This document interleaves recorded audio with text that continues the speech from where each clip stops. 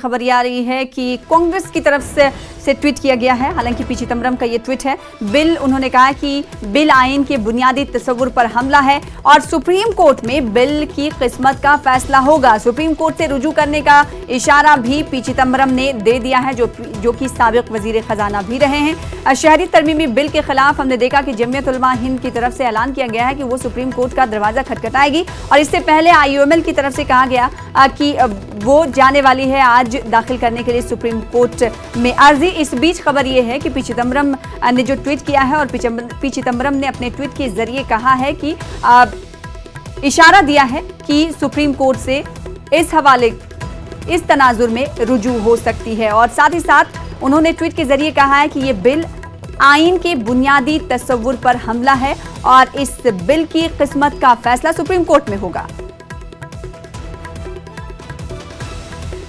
तो पी चिदंबरम का ट्वीट है, आप देख सकते हैं, टीवी स्क्रीन पर हम आपको दिखा रहे हैं। उन्होंने कहा है कि बुनियादी आइन के बुनियादी तस्वुर पर यह हमला है और इसका फैसला सुप्रीम कोर्ट में होगा और इससे साफ तौर पर यह जाहिर हो जाता है कि Congress P Chidambaram supreme court से आने वाले दिनों में रुजू हो सकती है।